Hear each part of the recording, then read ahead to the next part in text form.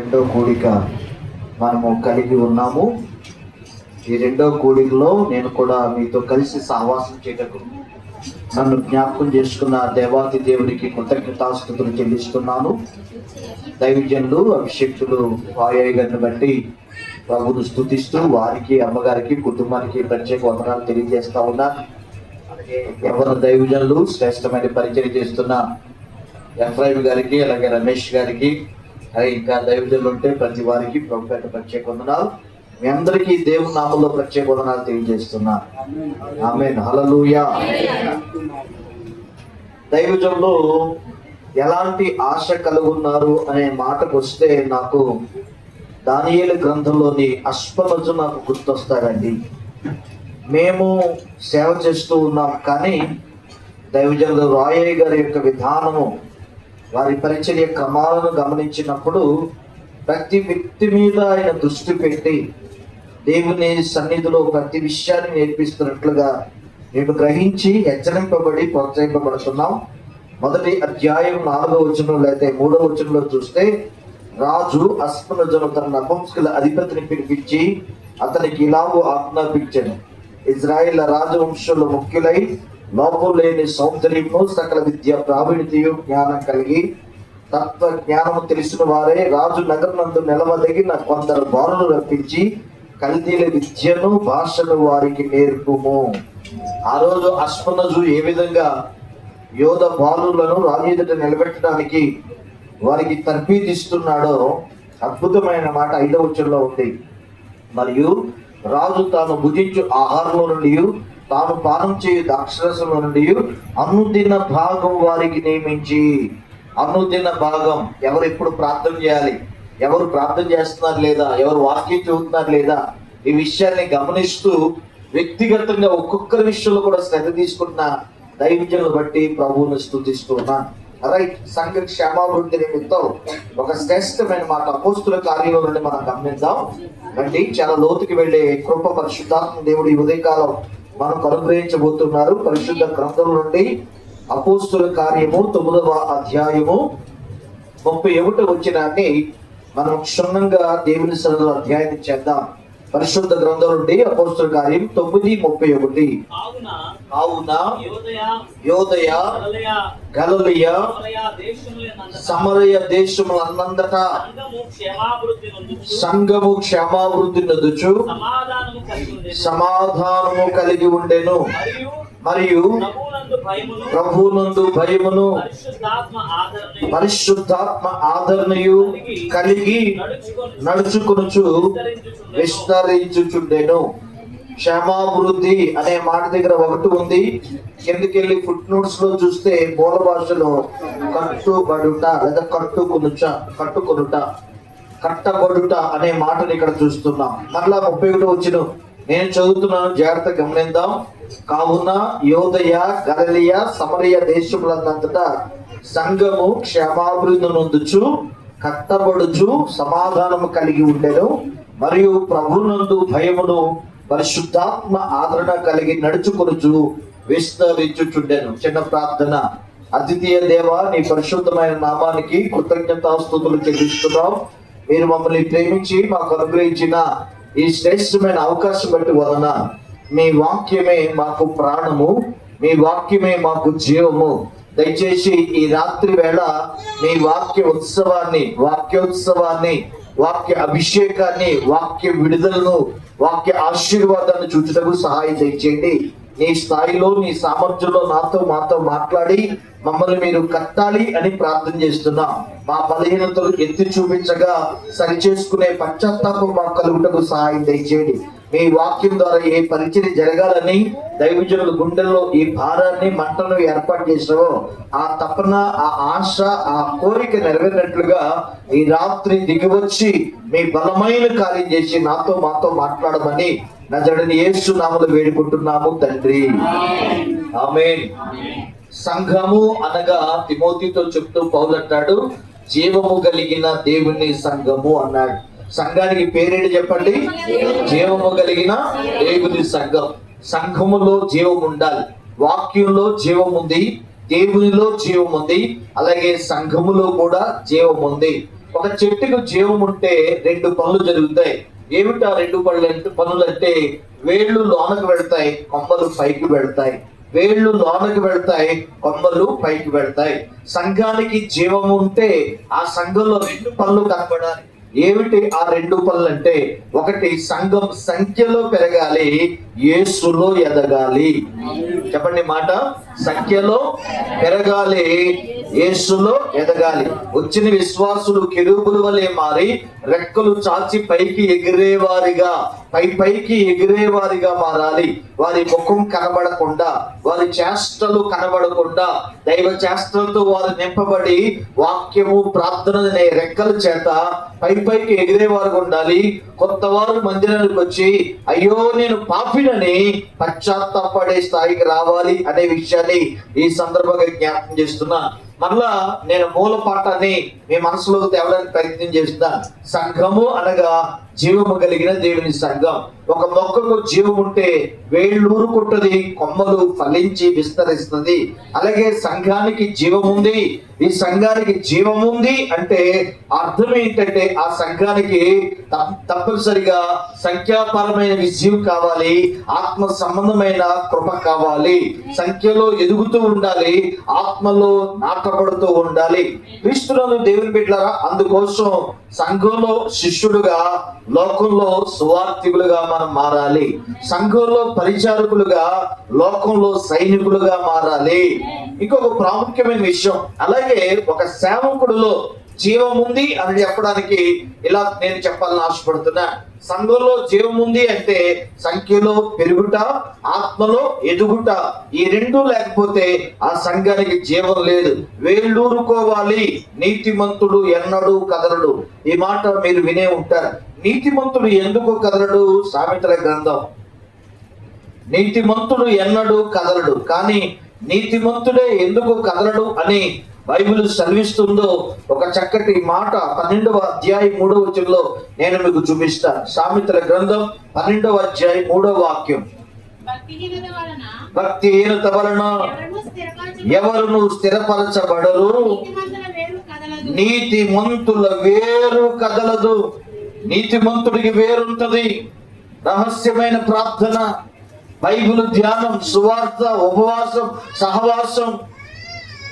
12వ వాక్యంలో అదే అధ్యాయం 12లో భక్తిహీనులు చెడ్డవారికి దోపుడు సొమ్మును ఆపేక్షించుదురు, నీతిమంతుల వేరు. ప్రియ దేవుని బిడ్డలారా, ఈరోజు సంఘము జీవం కలిగిందిగా. అలాగే సేవకుడు జీవం కలిగిన వాడిగా మారాలి. సేవకుడు జీవం కలిగిన వాడిగా మారుట అంటే అతడు అభివృద్ధి చూడాలి, ఆశీర్వాదం చూడాలి. ఆమేన్. సంఘము జీవం కలిగింది అనడానికి రెండు మాటలు జ్ఞాపకం చేశారు. సంఖ్యలో ఎదగాలి, ఆత్మలో ఎదగాలి. దేవునికి మహిమ కలుగును గాక. సంఖ్య పెరుగుతూ ఉండాలి, క్రీస్తులో ఎదుగుతూ ఉండాలి. ఈ కూటాల యొక్క అర్థం ఏంటంటే ఆధ్యాత్మిక జీవితంలో ఎదుగుదల. ఎందుకు ఎదగాలి? ఒకటే జవాబు. ఏమంటే ఎందుకు మనం దేవుళ్ళు ఎదగాలంటే పరిశుద్ధత, పరలోకం పొందడానికి. మన పరిశుద్ధత దినదినం నూతనపరచబడాలి.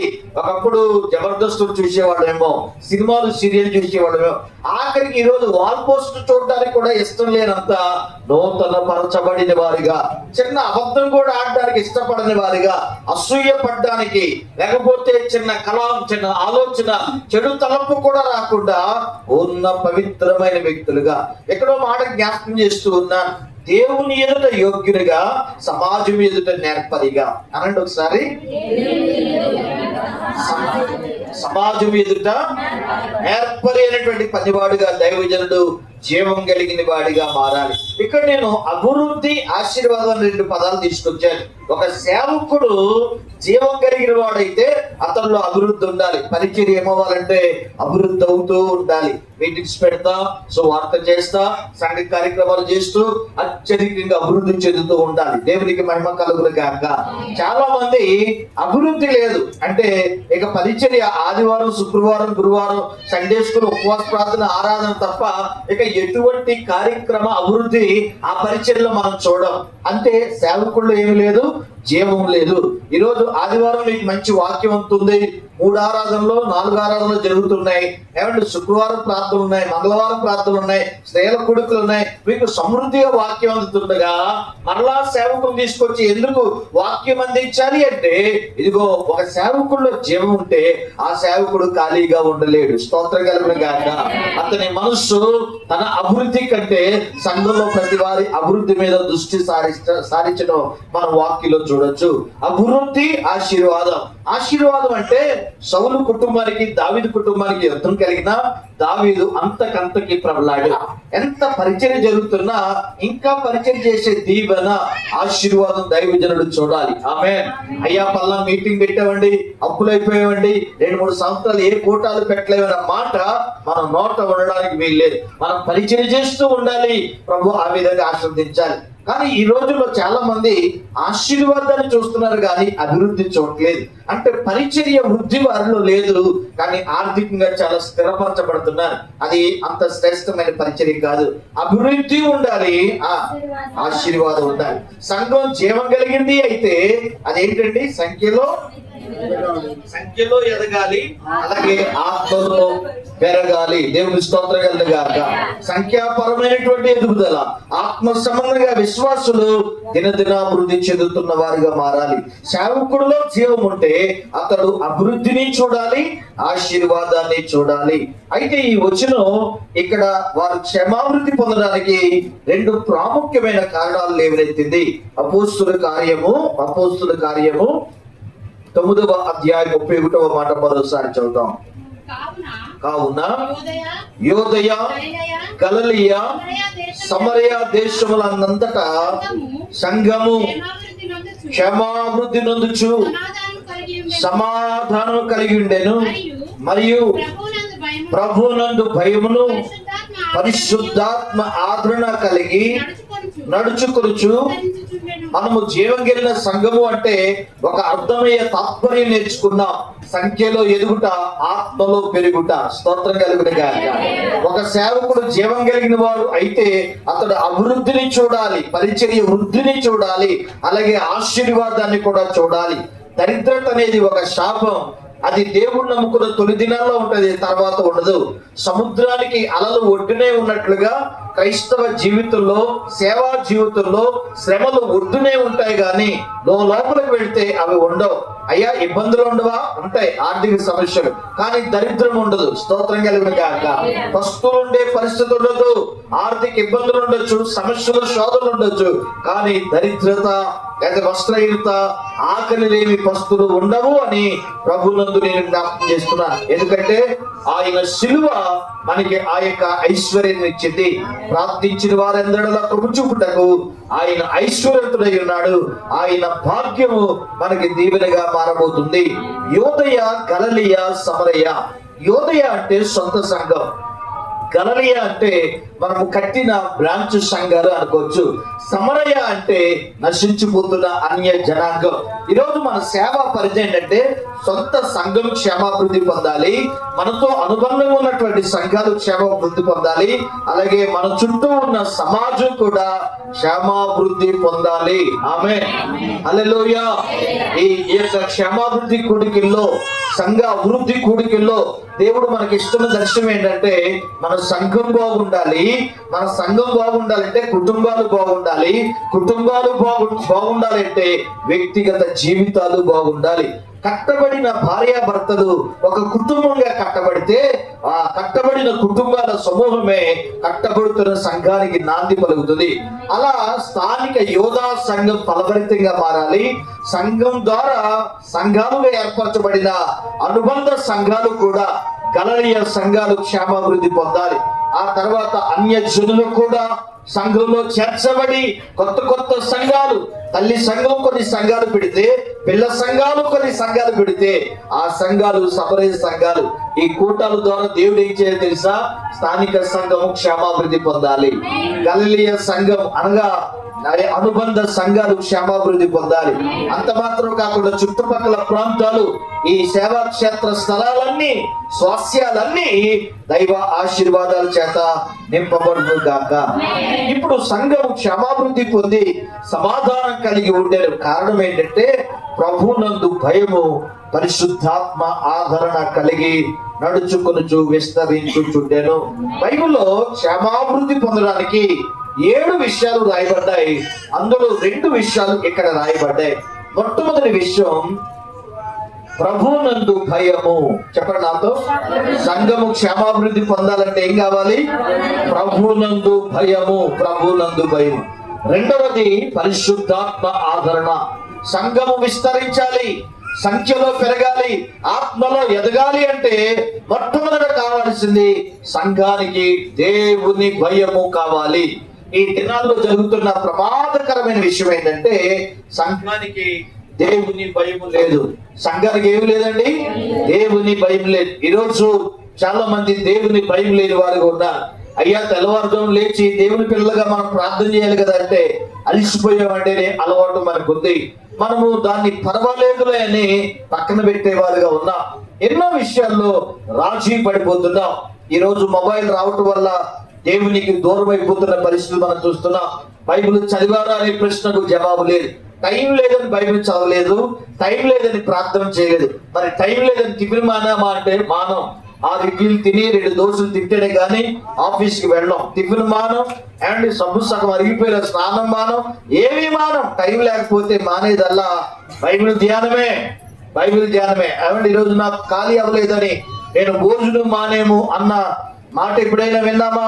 ఖాళీ లేదని రాత్రి 2 వరకు బైబిల్ చదువుతున్నాను అన్న అనుభవం ఉందా? ఈరోజు సంఘము దేవునికి భయపడే అనుభవంలోకి రావాలి. సంఘము దేవునికి భయపడుట. నేను ఇక్కడ 2 విషయాలు, నేను 7 విషయాలు కూడా చదివించి నేను మొదటి మాటే చెప్తాను. ఈరోజు దేవుడు నా గుండెలో పెట్టింది ఏంటంటే దేవునికి భయపడటం వల్ల సంఘము ఎక్కడున్నా దేవుని రాజ్యంగా మారిపోతుంది. హెబ్రోన్ హౌస్ ఆఫ్ వర్షిప్ సంఘానికి దేవుడు ఇచ్చిన మిషన్ ఏంటి? దేవుని రాజ్యం. అనగా నీవు ఎక్కడుంటే అక్కడ సంఘం కట్టబడాలి, నీవు ఎక్కడుంటే అక్కడ దేవుని రాజ్యం రావాలి. నీ ఉన్న స్థలం చిన్న ప్రార్థనా మందిరంగా, నీ ఉన్న స్థలం చిన్న దేవుని ఆలయంగా నీ ఉంటే చాలు అక్కడ ఆరాధన జరగాలి, నీ ఉంటే చాలు అక్కడ రక్షణ పరిచయం జరగాలి, నీ ఉంటే చాలు అక్కడ ప్రభువునందు స్థిరపరచబడే అద్భుతమైన పరిచయం జరగాలి. ఆమేన్ చెప్దాం. హల్లెలూయా. ఈ సంఘం యొక్క మిషన్ వచ్చి దేవుని రాజ్యం, విజన్ వచ్చి యేసు వచ్చుచున్నాడు, రాజు వచ్చుచున్నాడు. ఆమేన్. హల్లెలూయా. ఇక్కడ మీకు అర్థం అవ్వాల్సిన విషయం ఏంటంటే చెప్పండి, మిషన్ ఏంటి? విజన్ ఏంటి? రాజు వచ్చుచున్నాడు. సంఘ దర్శనమే మన దర్శనం. మళ్ళా కొత్త దర్శనం మనకు అవసరం లేదు. దేవుడు యేసయ్యకి ఇచ్చిన దర్శనమే సంఘానికి, సంఘానికి ఇచ్చిన దర్శనమే మన దర్శనం, మన దర్శనం మన పిల్లల దర్శనం. మళ్ళా కొత్త దర్శనం కొరకు కనిపెట్టి మళ్ళా కొత్త మార్గంలోకి వెళ్ళాల్సిన అవసరం లేదు. దేవుడు అప్పగించిన పని పూర్తయితే మళ్ళా కొత్త దర్శనానికి వెళ్ళొచ్చు. పిల్లరా, ఈరోజు సంఘ క్షేమాభివృద్ధి అనేది ఒకటి దేవుని భయంలో ఉంది, రెండోది పరిశుద్ధాత్మ ఆదరణ. జస్ట్ నేను చదివించి దేవుని భయం దగ్గరికి వస్తాను. ఒకసారి అపోస్తుల కార్యం 20:32 అపోస్తుల కార్యం 20:32. ఇప్పుడు దేవునికి ఆయన కృపా వాక్యమునకును మిమ్మల్ని అప్పగించుచున్నాను. ఆయన మిమ్మల్ని వాక్యానికి అప్పగిస్తున్నాను. ఆ వాక్యము క్షేమాభివృద్ధి కలుగు చేయుటకు అందరిలో స్వాస్యము అనుగ్రహించుటకును. ఆమేన్. హల్లెలూయా. సంఘము క్షేమాభివృద్ధి పొందాలంటే మొదటి మాట దేవునికి భయపడుట, రెండవ మాట పరిశుద్ధాత్మ ఆదరణ.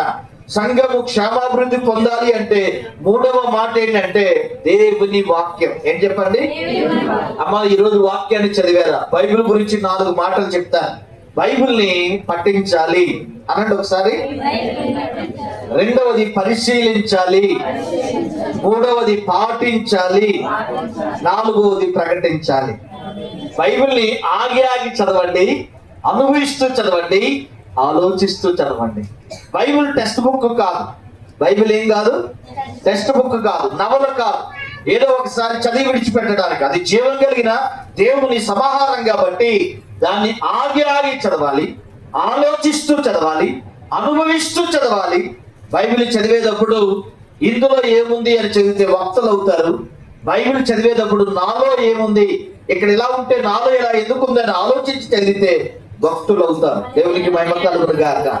ఇందులో ఏముంది అనే సబ్జెక్ట్ ప్రకారం చదివితే మంచి వక్తమై ప్రసంగాలు చేస్తావు. కానీ నా జీవితం ఇలా ఉందేంటి అని ఆ వాక్యానికి బేజారేసుకుని పరిశీలించుకుంటూ అద్దంలో చూసుకున్నట్లుగా చూసుకోగలిగితే నీవు మహాభక్తులు అవుతావు అనే విషయాన్ని నేను జ్ఞాపకం చేస్తున్నా. సంఘానికి క్షేమాభివృద్ధి వాక్యం ఇస్తుంది. ఇక 4వ విషయం, రూతు గ్రంథం 4వ అధ్యాయం 12వ వాక్యం. మీలో కొందరు వాక్యాన్ని బాగా ఎరిగిన వారు కనుక జస్ట్ ఇచ్చిస్తే తర్వాత మీరు ధ్యానం చేస్తారు. నేను మొదటి మాటలు వివరించే ప్రయత్నం చేస్తా. రూతు గ్రంథం 4:12 4 సత్యాన్ని మనం చూడొచ్చు. ఎఫ్రాతాలో నీవు క్షేమాభివృద్ధి కలిగిన వాడవై బెత్లెహేములో. ఆమేన్. ఎఫ్రాతా బెత్లెహేము అనగా దేవుని ఇల్లు, దేవుని సముఖము. ఇక 4వది ఏంటంటే సంఘము క్షమాభివృద్ధి పొందాలంటే సహవాసం కావాలి. ఇప్పుడు ఏం చెప్పుకున్నాం? 4. మొదటిదేంటి? దేవుని భయము, ప్రభునందు భయము. 2 పరిశుద్ధాత్మ ఆదరణ కలిగి ఉంటేనే మనం కట్టబడతాం. అండ్ ఇల్లు కట్టడానికి సిమెంట్ కావాలి, ఇసుక కావాలి. ఇల్లు కట్టడానికి ఏం కావాలో అలా కొన్ని మెటీరియల్ మనం చెప్తాం. చెక్క కావాలి, ఐరన్ కావాలి, ఇవన్నీ మేస్త్రి కావాలంటాం.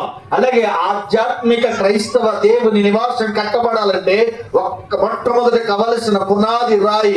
పునాదికి రాళ్ళు వాడితే చాలా బలం ఉంటుంది. ఏమంటే ఆ ఇంటికి చేమలు పట్టడం, చెదపడడం చాలా తక్కువగా ఉంటుంది. బీటలు రావడం కూడా చాలా తక్కువగా ఉంటుంది. అలాగే పునాది రాళ్లతో కట్టుకోవాల్సిన సజీవ రాయి ఏంటంటే దేవుని భయం. మొట్టమొదటి నువ్వు రక్షింపడిన తర్వాత దేవుని భయం సంపాదించాలి. దేవుని భయం. 2వది పరిశుద్ధాత్మ ఆదరణ. నేను 2 విషయాలు కొంచెం వరకు మీకు జ్ఞాపకం చేసే ముందు 7 తలంపులు మీ గమనంలో తీసుకురావాలనుకుంటున్నా. మీ జీవితాన్ని కట్టుకోవడానికి దేవుని భయం కావాలి. ప్రభు యొక్క తండ్రి పోలిక క్రీస్తు స్వభావం ధరించుకుంటూ మీకు పరిశుద్ధాత్మ ఆదరణ కావాలి. సంఘంలో శిష్యులుగా, లోకంలో సాక్షులుగా మారడానికి దేవుని యొక్క వాక్యానికి అప్పగించుకుని క్షేమాభివృద్ధి పొందాలి. ఎఫ్రాతాలోను అలాగే బెత్లెహేములోను దేవుడు నిన్ను దీవించును గాక, క్షేమాభివృద్ధి కలుగును గాక అనడానికి కారణం ఏంటంటే సహవాసమే మనము కట్టుకోవడానికి కీలకమైంది. కొరింథీయులకు రాసిన మొదటి పత్రిక 8వ అధ్యాయం మొదటి వచనం చూద్దాం. 8వ అధ్యాయం మొదటి వాక్యం. విగ్రహములకు ఎరుగుదుము, జ్ఞానము ఉప్పొంగ చేయును గాని ప్రేమ క్షేమాభివృద్ధి కలుగు చేయను. కట్టుకోవడానికి 5వ వస్తువు ఏంటంటే, లోకంలో ఇల్లు కట్టాలంటే సిమెంట్, ఇసుక, ఐరన్, ఇటుక కావాలి. క్రైస్తవ జీవిత నిర్మాణానికి ఏం కావాలంటే దేవుని భయము, పరిశుద్ధాత్మ ఆదరణ, జీవం కలిగిన దేవుని యొక్క వాక్యము. 4వది మానక మందిరానికి వెళ్ళే సహవాసం. అలాగే నువ్వు ఆఫీసులో ఉన్నప్పుడు కూడా మంచి ఫ్రెండ్స్ ఎన్నుకోవాలి. వాళ్ళు దేవుని నమ్ముకున్న వాళ్ళై ఉండాలి. వీళ్ళంత వరకు జాగ్రత్తగా నీకంటే ఎక్కువ ప్రార్థన, నీకంటే ఎక్కువ వాక్యం, నీకంటే ఎక్కువ తీవ్రత, కసి, మంట, వైరాగ్యం కలిగిన వారిని ఎన్నుకునే వారిగా మీరు ఉండాలని జ్ఞాపకం చేస్తున్నా.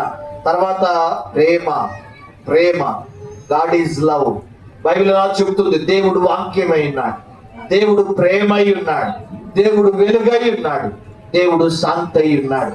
దేవుని బిడ్డలారా, ఈరోజు ప్రేమ లేని వారు దేవుడిని చూడలేరు. ప్రేమ లేని వారు కట్టబడరు. ఈరోజు ద్వేషం, అసూయ, పగ, భయంకరమైన కార్పణ్యం కలిగిన వారు చాలా మందిగా ఉంటుంటారు. యేసు క్రీస్తులోకి వచ్చిన తర్వాత మన అసూయలు, కోపాలు తగ్గిపోవాలి. విచిత్రమైన విషయం, పేపర్లో ఒక వార్త చదివి నేను ఆశ్చర్యపోయాను. వాళ్ళు 4వ తరగతి చదువుకున్నప్పుడు వాళ్ళిద్దరికీ పడదు. వాళ్ళిద్దరూ 5వ తరగతి వరకు ఆ స్కూల్ ఉంది. వాళ్ళు మళ్ళీ వేరే స్కూల్కి జాయిన్ అయ్యారు. హై స్కూల్ ఇద్దరు వేరే అయిపోయారు. తర్వాత 7th నుంచి 8th నుంచి 10th వరకు వేరే స్కూల్లో చదివారు. 5th అయిన తర్వాత వాళ్ళు ఎప్పుడు కలుసుకున్నారంటే 40 సంవత్సరాల తర్వాత కలుసుకున్నారు. ఎన్ని సంవత్సరాలు? ఫేర్వెల్ పార్టీ పెట్టుకున్నారు. మన చిన్నప్పుడు 1 to 5th ఎవరైతే చదువుకున్నారో అందరూ కలాలని అడ్రస్ సంపాదించి ఈ మధ్యకాలం ఇది ఫ్యాషన్ బయలుదేరింది. ఏం ఫ్యాషన్? ఏంటంటే దాన్ని ఏమంటున్నారు? Farewell party. ఏంటంటే get together 5th standard get together, 10th get together అని ప్రోగ్రామ్స్ పెడుతున్నారు. పాత ప్రేమలన్నీ మళ్ళా చిగురేస్తున్నాయి.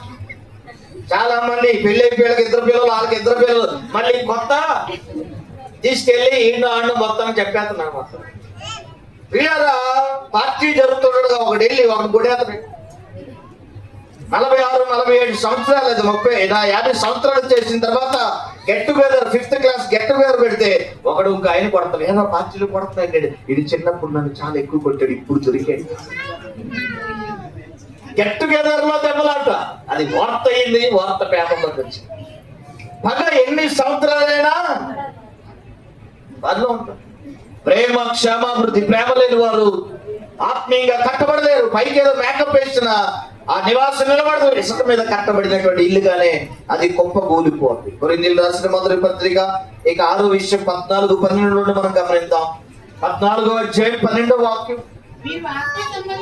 ఆత్మ సంబంధమైన వరముల విషయమై ఆసక్తి గలవారు గనుక సంఘమునకు క్షేమాభివృద్ధి కలుగు నిమిత్తము దానిని మీకు విస్తరించినట్లు ప్రయత్నము చేయండి. ఇక 6వది ఏంటంటే కృపావరాలు.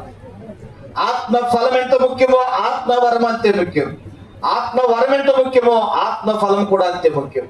ప్రేమ, సంతోషం, సమాధానం, దీర్ఘశాంతం, ఆశా నిగ్రహం, ఏమంటే విశ్వాసం, దయాళుత్వం, మంచితనం లాంటి ఈ 9 త్వరలగలిగిన ఆత్మఫలం ఎంత ముఖ్యమో బుద్ధివాక్యం, జ్ఞానవాక్యం, విశ్వాసము, స్వస్థపరచు వరము, భాషలు మాట్లాడే వరం, భాషలకు అర్థం చెప్పే వరం, అద్భుతాలు చేసే వరము, ఏమండి ఈ విధంగా ప్రవచన వరం 9 వరాలు ఉన్నాయి. వాటిని కూడా నిర్లక్ష్యం చేయకూడదు. అయ్యా నీవు ఆత్మలో ఎదగాలంటే ప్రార్థన అనే వరం పొందాలి, ఉపవాసం అనే వరం పొందాలి. ఉపవాసం అనే వరం. నా భార్య ఎప్పుడు అంటది, ఏమండి మామూలు అప్పుడేమో మిల్లు ఆడుతూనే ఉంటది మీది 24 గంటలు, నేను ఇంటికాడ ఉన్నానంటే ఏదో తింటానే ఉంటా. దేవుని స్తోత్రం కలుగును గాక. ఉపవాసం ఉన్నప్పుడు ఎలా ఉంటారో నాకు చాలా ఆశ్చర్యం ఉంటుందండి. అరగంటకు ఒకసారి కిచెన్ లోకి వచ్చి ఫ్రూట్ ఉందా, స్వీట్ ఉందా అని అడుగుతారు మీరు. అరగంటకు ఒకసారి చదువుతా తింటుంటా. నేను బైబిల్ చదువుతా 2 అయిపోతుంది, 3 అయిపోతుంటది. నా భార్యని పడుకున్నాడు లేపి రాత్రి దోశలు ఏమైనా సందర్భం ఉంది, ఆఖరికి ఇంట్లో ఏమీ లేకపోతే ఉప్మా చేయి, ఆ 2ంటికి 3ంటికి టిఫిన్ చేస్తేనే కానీ నిద్రట్టదు మా. అలాంటిది మీరు ఎలా ఉపవాసం ఉంటారండి? నీళ్లు తాగుతూ ఎలా ఉపవాసం ఉంటారని ఆశ్చర్యం. అది వరం. దేవుని స్తోత్రం కలుగును గాక. హల్లెలూయా. తినడానికైనా, నిద్రపోవడానికైనా, ఉపవాసం ఉండడానికైనా దేవుడు ఒక ప్రత్యేకమైన వరం దైవజనులకు ఇస్తాడు. దేవుని స్తోత్రం కలుగును గాక.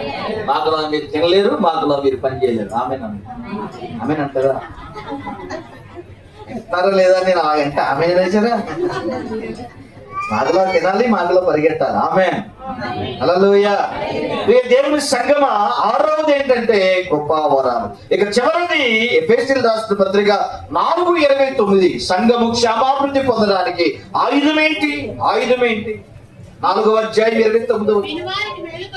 మేలు కలుగునట్లు అవసరమును బట్టి క్షేమాభివృద్ధికరమైన అనుకూల వచనమే పలుకుడు గాని ఏదైనాను మీ నోట రాని. క్షేమాభివృద్ధి కలుగుటకు మీ మాట చాలా ప్రాముఖ్యమైనది.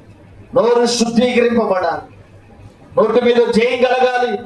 ఎంత మాట వస్తే అంత మాట, ఆలోచన లేకుండా మాట్లాడు, పెద్ద చిన్న లేకుండా మాట్లాడు. మీకు విషయం తెలుసా? మన మాటలు సరిగ్గా లేకపోతే మన మీద ఉన్న అభిషేకం పోతుంది. ఏది పడితే అది మాట్లాడితే అభిషేకం పోతుంది. నేను గడిచినటువంటి మంగళవారం రాజమండ్రి వెళ్తున్నాను, అమలాపురం మీటింగ్. నా రిజర్వేషన్ కన్ఫర్మ్ అవ్వలేదు, జనరల్లో కూర్చున్నాను. ప్రయాణం చేస్తున్నాను, నాకు సీటు దొరికింది. నేను రిక్వెస్ట్ చేసి సీట్లో కూర్చొని ఈ లోపల పార్థిపురంలో ఒక అమ్మా నాన్న పాప ఎక్కాను. అప్పటికే చాలా కిక్కిరిసిపోయి ఉంది బండి, రష్గా ఉంది.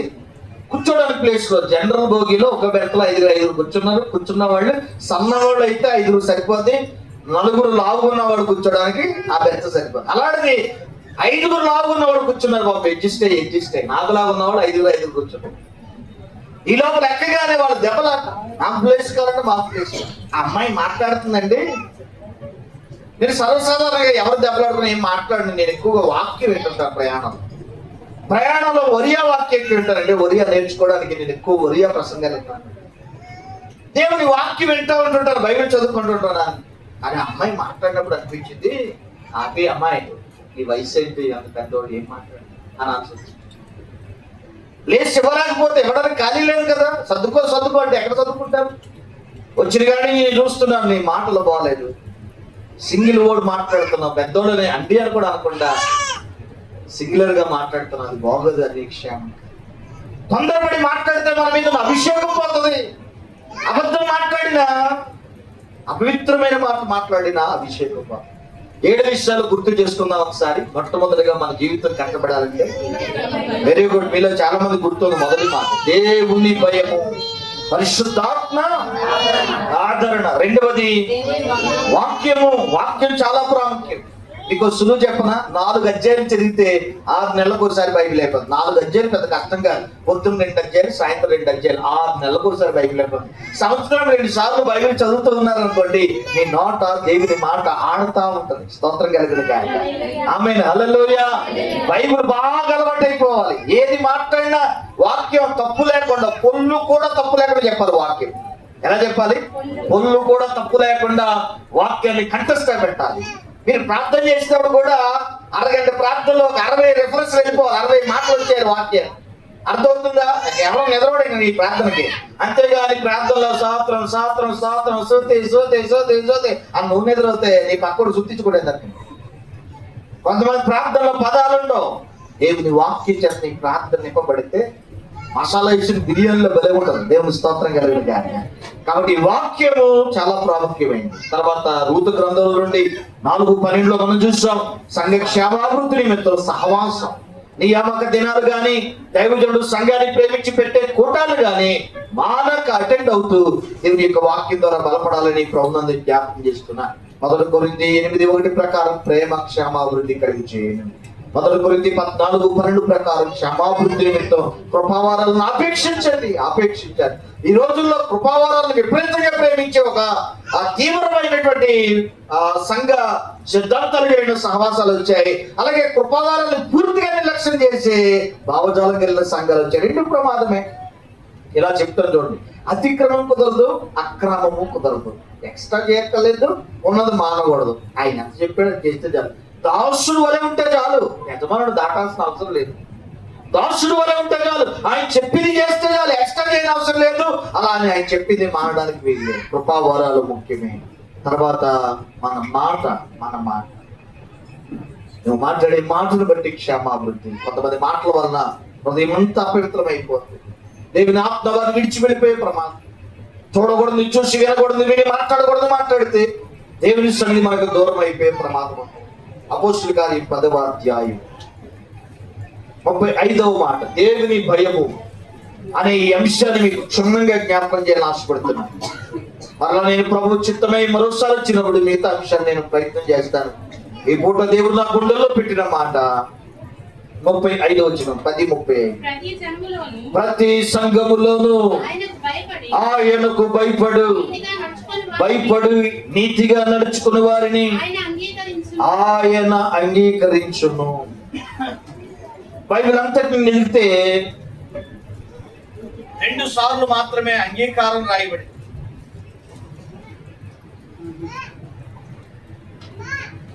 2 సార్లు అంగీకరింపబడిన వాళ్ళు మనం చూస్తాం. ఒకరెవరంటే ప్రభువైన యేసుక్రీస్తు. శరీర దినాల్లో ఆయన మహారోధనతోను కన్నీటితోను విజ్ఞాపన చేసి అంగీకరింపబడ్డాడు. ఇక్కడ మాట చూస్తున్నాం. మళ్ళా చదవండి 35వ వచనం. ప్రతి జనములోను ఆయనకు భయపడి నీతిగా నడుచుకుని వారిని ఆయన అంగీకరించును. ఎప్పుడైనా ఒక మాట చదివితే ఆ వచనంలో ఎన్ని పదాలు ఉన్నాయో అన్ని పదాలకు సంబంధించిన ఇంకెక్కడైనా రిఫరెన్స్ ఉన్నాయేమో ఎన్నిసార్లు చెప్పబడింది. అంతటినీ మనం ఒక మంచి కలిపినటువంటి కూరతో కలిపిన అన్నలా చేసుకుని వచనాన్ని తినడం మనం నేర్చుకోవాలి. ప్రతి జనములోను, వేరే తర్జుమలో రాయబడిన మాట ఏంటంటే ప్రతి సంఘములోను దేవునికి భయపడు వారిని ఆయన అంగీకరించరు. అంటే ప్రతి సంఘంలో దేవునికి భయపడే వాళ్ళు ఉన్నారు, దేవునికి భయపడని క్రైస్తవులు ఉన్నారు. దేవునికి భయపడక తాగేవాళ్ళు ఉన్నారు, చూసేవాళ్ళు ఉన్నారు, చెడిపోయినటువంటి స్వభావం కలిగిన వాళ్ళు ఉన్నారు. ఈరోజు వారు పాటలు పాడట్లేదా, ఆరాధన చేయట్లేదా, కానుకలు ఇవ్వట్లేదా, మందిరం రావట్లేదా, పట్టుకునేది బైబిల్ కాదా, అన్ని బాగా ఉన్నాయి. దావీదు కూడా అపవిత్రమైనటువంటి స్వభావం కలిగి పాటలు రాశాడు, పాపంలో ఉంటూ ప్రార్థన చేశాడు, దినములకు 7 సార్లు స్తుతి అర్పించాడు. కానీ 9 నెలల తర్వాత తన సేవకుడైనటువంటి దైవజనుడిని పంపించాడు. ఆ మనుషుడము నీవే, ఆ పాపం చేసిన వాడు నీవే. పాపమైతే తల్ల ఉంది, 9 నెలలుగా పాపంలో ఉంటూ భక్తి అయితే మాంది. దేవునికి భయపడుట అనేది చాలా కీలకం. దేవునికి భయపడుట, దేవునికి భయపడుట. దేవునికి భయపడే వారికి అద్భుతమైన ఆశీర్వాదాలు ఉన్నాయి. అవి నేను మీకు జ్ఞాపకం చేస్తాను.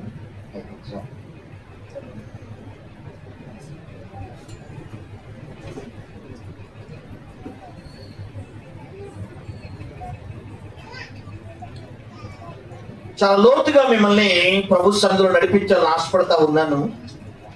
రండి, మీకు దేవుని భయం గనుక ఉంటే మీ జీవితంలో కలిగే కొన్ని అద్భుతమైన ఆశీర్వాదాలు నేను మీకు పరిచయం చేస్తాను.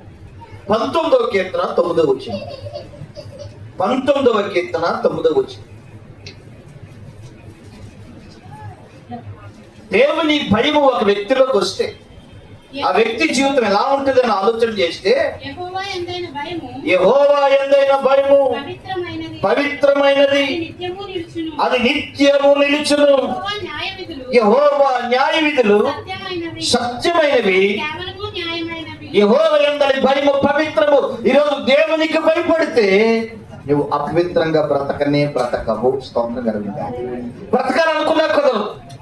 ఈ రోజు నుంచి నువ్వు దేవుణ్ణి అడగాల్సింది ఏంటంటే, నా ఆధ్యాత్మిక జీవితం కట్టబడి క్షమాభివృద్ధి పొంది క్రీస్తులో చక్కగా అమర్చబడి ఆయన నివసించే నివాసంగా మారాలి అంటే నాకు దేవుని భయం కావాలి. ఈరోజు చాలా మందికి దేవుని భయం, కనీసం అమ్మా నాన్న భయం లేదు, కనీసం సేవకుని భయం లేదు, అన్నయ్య భయం లేదు, భర్త భయం లేదు. ఏం చేస్తాడు? 4 కేకలు ఇస్తాడు, నోరు మూసుకుంటాడు, ఇంకా గట్టిగా మాట్లాడితే పుట్టింటికి వెళ్ళిపోతారు అని భయపెట్టేవాడు కూడా ఉంటాడు.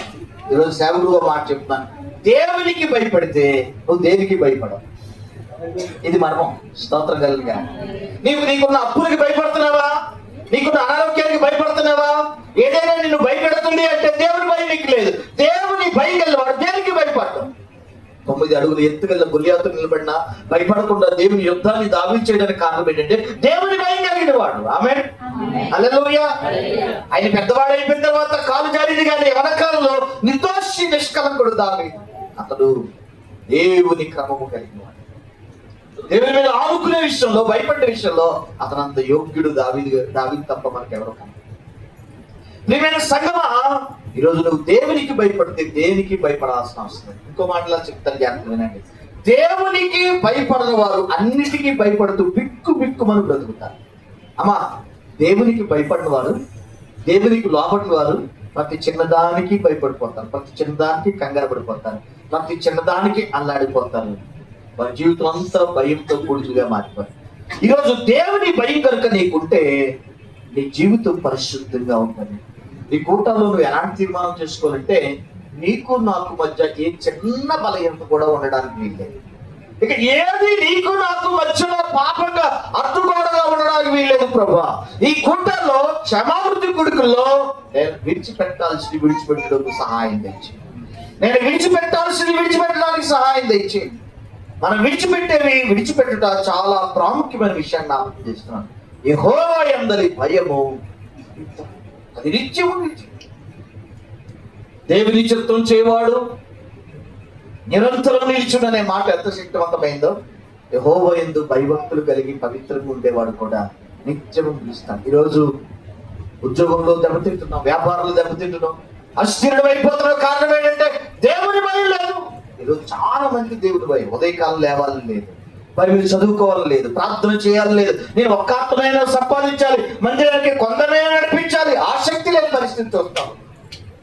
ఆ దినాల్లో యోదయ, సమరయ, గలిలయలో సంఘము క్షేమాభివృద్ధి పొందడానికి కారణం ఏంటంటే దేవుని భయము, పరిశుద్ధాత్మల ఆదరణ కలిగి విస్తరించి వేలకు 120 మంది 3,120 మందిగా, 120 మంది 5,120 మందిగా, అంటే 8,120 మందిగా వేలకు విస్తరించడానికి కారణం ఏంటంటే దేవుని భయం.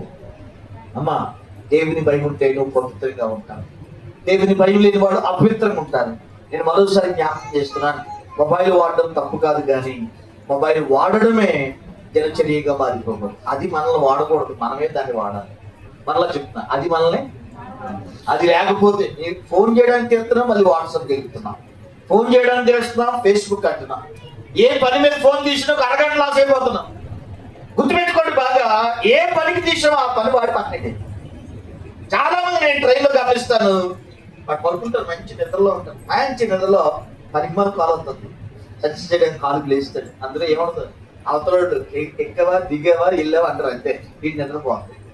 నిద్రపోయిన తర్వాత ఏం చేస్తాడు తెలుసా, వెంటనే ఫోన్ అయిపోయిన తర్వాత వాట్సాప్ లోకి వెళ్తాను, ఫేస్బుక్ లోకి వెళ్తాను, ఇంకా ఆశ తీరదు, ఇంకా దాహం ఉంటది, ఇంకో దాంట్లోకి వెళ్తారు. నిద్రపోవడం చేసిన ఆరోగ్యం బాగా. అన్నిటికంటే విలువైంది సమయం. ఆ సమయాన్ని లాగేసుకునేది మొబైల్ చాలా దూరం ఉంది. బ్రాందీ కంటే ప్రమాదకరం మొబైల్, డ్రగ్స్ కంటే ప్రమాదకరం మొబైల్కి ఏంటైన వాళ్ళు భవిష్యత్ అంతా నాశనం చేసుకుంటారు. ఎక్కువ బైబిల్ చదువుకోవాలి, ఎక్కువ ప్రార్థన చేసుకోవాలి, ఎక్కువ దేవుళ్ళు ఎదగాలి, సేవ బలంగా చేయాలనుకునే వాళ్ళు మొబైల్ విషయంలో సిలువ వేయబడాలి. ఆమె నేను మా యవనస్తులకు ఒక మాట నేర్పించాను, మొబైల్ ఫాస్టింగ్ అనండి ఒకసారి. అదేంటంటే మొబైల్ ఫాస్టింగ్ అంటే ఇక్కడ ఒక గంట పాస్ మధ్యలో ఫోన్ చేసి ఇంకో గంట ఎక్కడికి వెళ్ళి అలా కాదు. మొబైల్ ఫాస్టింగ్, ఒక రోజంతా ఫోన్ వాడద్దు, ఒక వారం రోజు ఫోన్ వాడద్దు. మీ ఆరోగ్యం ఎంత బాగుంటుందో చూడండి. మీరు మాంసం మానేస్తే తేనుపులు రావటం, ఆయాసం, కంగారు, గాబరా, బీపీ ఇవన్నీ తగ్గిపోతాయి. అలాగే మీరు ఫోన్ వాడటం మానేయండి, పడుకోగానే నిద్ర వచ్చేస్తాయి, పొద్దున్నే మెరుగు వచ్చేస్తాయి, బాడీ ఎంత యాక్టివ్గా ఉంటుంది, మైండ్ ఎంత యాక్టివ్గా ఉంటుంది అంటే చెప్పింది నాకు అర్థమైపోతుంది. పని వెంటనే చేయగలుగుతాం. మొబైల్ ఎక్కువ వాడితే స్లో అయిపోతుంది, ఇంజిన్ స్లో అయిపోతుంది, అన్ని విషయాలు స్లో అయిపోతుంది. మాస్టర్ గారు మొబైల్ గురించి అప్పుడు గట్టిగా చెప్పకండి, నేను బాగా ఏమిస్తానండి అలా చూస్తున్నాను.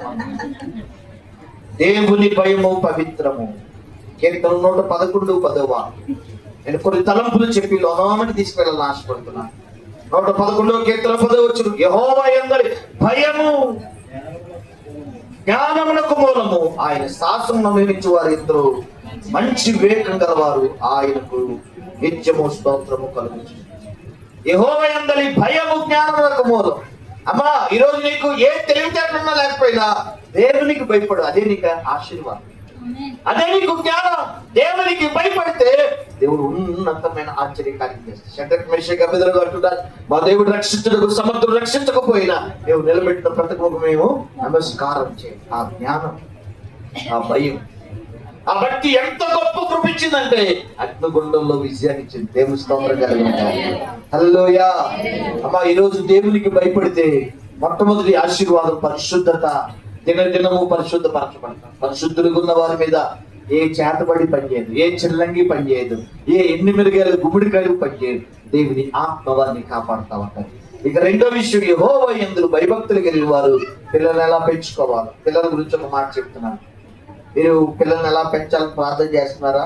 ఇంకో ప్రార్థన యాడ్ చేయండి, యవ్వన కాలంలో ఎలా పెంచాలి. అది చాలా ప్రాబ్లం. చాలా మంది ఎక్కడ ఫెయిల్ అయిపోతారంటే 10th క్లాస్ వరకు బాగానే పెంచగలుగుతారు, కానీ ఇంటర్ డిగ్రీలో వారిని పెంచడంలో ఫెయిల్ అయిపోతారు. అక్కడే వారు చర్చకు దూరం అయిపోతారు, సేవకు దూరం అయిపోతారు, దేవునికి దూరం అయిపోతారు. కనుక ఈ పిల్లల పెంపక విషయంలో 2 ప్రార్థన చేయాలి. ప్రభా, బాల్యాన్ని హ్యాండిల్ చేయటం, యూత్ గా ఉన్నప్పుడు యంగ్ ఏజ్ ని హ్యాండిల్ చేయటం మాకు నేర్పించు. మీరు అందరూ ఉన్నారా? భోజనానికి ఉన్నారు కదా, అలా చూస్తే డౌట్ వచ్చింది. యవ్వన కాలంలో హ్యాండిల్ చేయడం చాలా కష్టం. మానవ పిల్లోడు ఉన్నప్పుడు సంస్థను హ్యాండ్లింగ్ చేశాను, కానీ యవనస్తులు ఉన్నప్పుడు హ్యాండ్లింగ్ చేయడం రాలేదు. కనుక ఆఖరికి ఆ బిడ్డను పోగొట్టుకోవాల్సి వచ్చింది. గొప్ప న్యాయాధిపతి 20 సంవత్సరాలు పరిపాలన చేసి చచ్చిపోయాడు. ఉంటే ఒక 50 సంవత్సరాలే పరిపాలన చేసినారు. అంత యవన కాలంలో తాను చచ్చి పరిచయం చేసే దిక్కుమాలి పరిస్థితులు రావడానికి కారణం ఏంటంటే యవన కాలం కాపాడడం వారికి రాలేదు. యవన కాలంలో మీ పిల్లల్ని పెంచాలి. వారి వివాహాల విషయంలో అద్భుతాలు చూడాలి. ఘనమైన వారు దేవుడు చేయాలి. కనుక యవన కాలం గురించి బహు జాగ్రత్త ఇప్పటి నుంచి ప్రార్థన చేస్తూ ఉన్నాను. మా ఇంట్లో ఒక అలవాటు ఉంది, ఫ్యామిలీ ఫాస్టింగ్. మేము నలుగురు కలిసి ఉపవాసం ఉంటాం. మా పిల్లలు యవన కాలంకి వచ్చిన తర్వాత ప్రతి సంవత్సరం ఫ్యామిలీ 40 days ఫాస్టింగ్ ఉంటున్నాం. ఈరోజు 20వ రోజు. కుటుంబం అంతా సాయంత్రం వరకు ఉపవాసులు ప్రార్థన చేస్తాం. మేము నలుగురు గురించి ఒకరికొకరు ప్రార్థన చేసుకుంటూ ఉంటాం. ఇది మాకు ఎంతో దీవెనకరం. కొన్ని సంవత్సరాల కింద దాన్ని ప్రారంభించాం. ప్రభు దాన్ని కొనసాగిస్తున్నాం. ప్రతి శనివారం మా ఇంట్లో భోజనం వండుకోం. నా భార్య గురించి నేను ప్రార్థన చేస్తాను, నా బిడ్డల గురించి ప్రార్థన, సంఘం గురించి ప్రార్థన చేయాలి. ఆ రోజు మా నలుగురు గురించి మేము ప్రార్థన చేసుకుంటాం. అలా ప్రార్థన చేసుకున్నప్పుడు ఎన్నోసార్లు ఒప్పుకున్నాం కొన్ని విషయాలు పశ్చాత్తాపడు. బిడ్డలు కూడా మా డాడీకి చెప్పలేదు ప్రభు నన్ను క్షమించు అని ఏడ్చిన సందర్భాలు ఉన్నాయి. ఒక్కోసారి వారు ప్రార్థన చేస్తుంటే ఎంత ప్రేమ వారికి మా మీద ఉందని చెప్పి కృతజ్ఞత కలిగింది. దేవునికి మహిమ కలుగుతాయి. ఈ రోజు నుంచి ఫ్యామిలీ ఫాస్టింగ్. మీ కుటుంబంలో ఎవరో హాస్పిటల్ పాలవకూడదు, ఎవరు పోలీస్ స్టేషన్ కోర్టు ఫాలో అవ్వకూడదు, అప్పులు ఫాలో అవ్వకూడదు. ఈ 3 గుర్తుపెట్టుకోండి. పోలీస్ స్టేషన్ చుట్టూ తిరగకూడదు, అప్పులోడు చుట్టూ తిరగకూడదు, హాస్పిటల్ చుట్టూ తిరగకూడదు. అంటే ఆరోగ్యం బాగుండాలి, ఆర్థికంగా బాగుండాలి, మానసికంగా కూడా బాగుండాలి. మనం మంచిగానే ఉంటాం. వెళ్తుండగా చిన్న యాక్సిడెంట్. నిన్న నన్ను కారులో డ్రాప్ చేశాడు. నేను ప్రయాణం చేస్తున్నప్పుడు నా ముందున్న కారు ఆయన పిల్లలు చూస్తాను. స్టేషన్ పిల్లలతో చిన్న కారు కనపడదు కదా, వెంటనే కారు ఎక్కించే పెద్ద అడవాడాడు. కారు వేసుకోవడం చాలా కొత్త కారు బాబు, ఇంకా రెబ్బను కూడా తీయలేదు. కొత్త కారు చాలా అడవాడు చేస్తారు, అద్దాలు పగొట్టదని. అప్పుడు నేను అన్నాను, సైలెంట్ గురు బాబు, ఎందుకంటే మనదే తప్పు కాబట్టి కారు అనగానే డ్యామేజ్ చేస్తారు. ఏదో మొత్తం హాస్పిటల్ తీసుకెళ్ళు అవుతా 1000 రూపాయలు ఎంతో కంగారు పడుతూ. దేవుని బిడ్డలారా, ఈ రోజు నేను జ్ఞాపకం చేసేది, నువ్వు ఎలా శోధనలో పడతావు నీకు తెలియదు, ఎలా సమస్య వస్తుందో నీకు తెలియదు. దాన్ని హ్యాండిల్ చేయడానికి ప్రభు సహాయం కావాలి. కాబట్టి ఆ జ్ఞానం దేవునికి భయపడినప్పుడు కలుగుతుంది. యెహోవా యందలి భయము పవిత్రము, మొదటి మాట.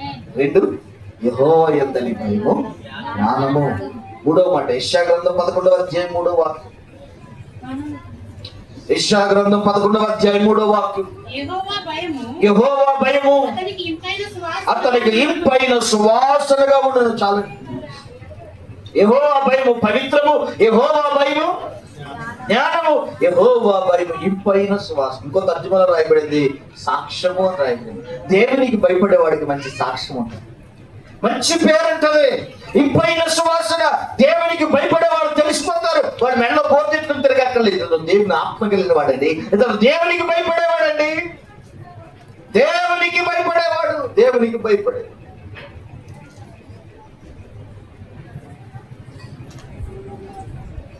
ఈ మధ్యకాలంలో మేము సేవకులు కొంతమంది భోజనానికి, ప్రసంగం అయిపోయిన తర్వాత మీటింగ్ అయిపోయిన తర్వాత భోజనం చేస్తాం. ఓ పాస్టర్ గారు ఒక 5 నిమిషాల తర్వాత మేము భోజనానికి వస్తాను. సరే, ఆయన తినకూడదు, నేనేం తింటాను అని చెప్పి టేబుల్ దగ్గర కూర్చున్నా. పెట్టుకోండి అమ్మా, పాస్టర్ వస్తారు కదా, వస్తాను ఒక 5 నిమిషాలు, నేను ఫ్రెష్ అవుతున్నారేమో అని కూర్చున్నాం. 10 నిమిషాలు అయింది, ఇంకా రావట్లేదు. నేనే రూమ్లోకి వెళ్ళి చూస్తే ఆయన మోకాల మీద బైబిల్ చదువుకుంటున్నాను. అయ్యా మీరు భోజనానికి వస్తున్నారు కదా అంటే, నాకు 2-3 అధ్యాయులు చదవకుండా భోజనం చేయడం అలవాట్లేదండి, 1 నిమిషం అండి అంటున్నాడు ఆయన. అప్పుడు నాకు అనిపించింది, ఇంత ప్రసంగం చేసి దీనికి ఎంత దేవుని భయం. దేవుని స్తోత్రం గాక, ఎంత దేవుని భయం. ఇప్పుడు దాకా వాక్యం చెప్పాడు, 7-7:30 కల్లా మీటింగ్కి వచ్చాడు, దేవుని సన్నిధిలో ఉన్నాడు. 11 అయిపోయింది, భోజనం చేయాలి. చేసిన తర్వాత చదువుకోవచ్చు కదా. ఆయనకున్న అలవాటు ఏంటంటే చిన్నప్పటి నుండి భోజనానికి ముందు 1-2 అధ్యాయులు చదువుకునే అలవాటు ఉందట. అతడు దేవుని భయాన్ని నేటికి కొనసాగిస్తున్నాడు. అది నాకు భయం కలిగించింది. దేవుని స్తోత్రం. అదే ఇంపైన సువాసన అంటే. నిన్ను బట్టి ఇతరులు భయపడతారు, నీ నీతిని బట్టి ఇతరులు భయపడతారు, నీ సాక్ష్యాన్ని బట్టి ఇతరులు భయపడతారు, నీ ఆధ్యాత్మిక జీవితం బట్టి ఇతరులు. యెహోవా యందలి భయము ఇంపైన సువాసన. చివరికి ఇంకొక మాట జ్ఞాపకం చేస్తాను. యెషయా గ్రంథం 33వ అధ్యాయం 6వ వాక్యం. 33వ అధ్యాయం 6వ వాక్యం.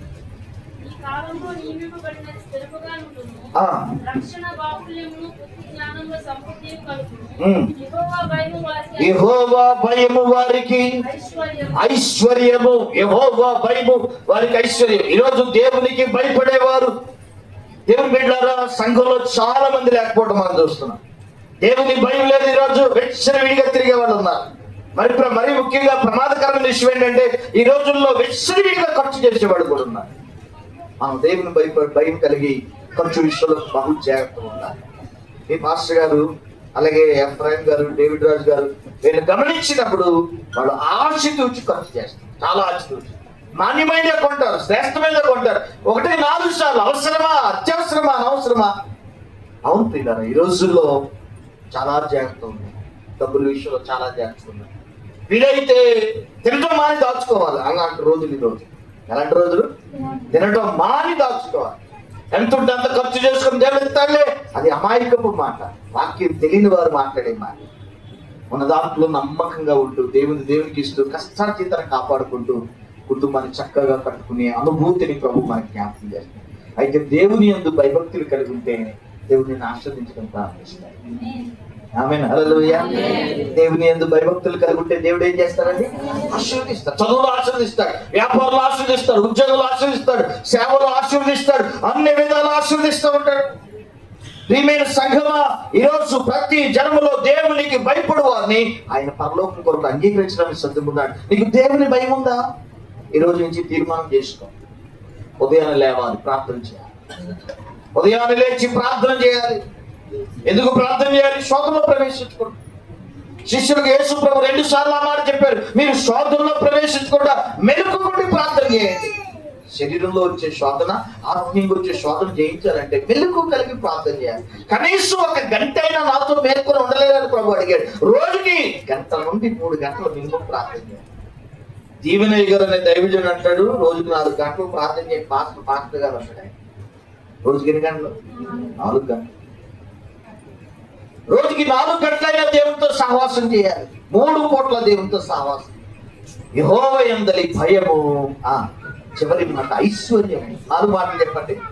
దేవుని భయము, పవిత్రము, దేవుని భయము, జ్ఞానము, దేవుని భయము, పైన సువాసన లేక సాక్ష్యము, దేవుని భయము. ఇప్పుడు దేవుని భయం గురించి మిమ్మల్ని యోనా గ్రంథానికి తీసుకెళ్తాను. ఇక్కడ నాకు దొరికినంత సమృద్ధి ఎక్కడ దొరకలేదు. నాకు యోనా గ్రంథానికి తీసుకెళ్తున్నాను. దేవుని భయం ఏ స్థాయిలో ఉండాలి? 3 అంచెలుగా దేవుని భయం మన గుండెల్లో ఉండాలి. 3 స్థాయిల్లో దేవుని భయం మనలో ఉండాలి. యోనా గ్రంథం 1వ అధ్యాయం 5వ వాక్యం. యోనా గ్రంథం 1వ అధ్యాయం 5వ వాక్యం. కాబట్టి నావికులు భయపడి ప్రతివాడును తన దేవతలకు ప్రార్థించి వాడ చులకన చేయుటకై అందులోని సరుకులను సముద్రంలో పారవేసిరి. అప్పటికి యోనా వాడ దిగువ భాగంలోకి పోయి పండుకొని గాఢ నిద్రపోయి ఉంటాడు.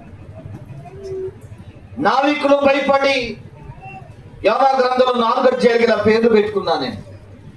1వ అధ్యాయం నావికుల విధేయత, యోనా అవిధేయత.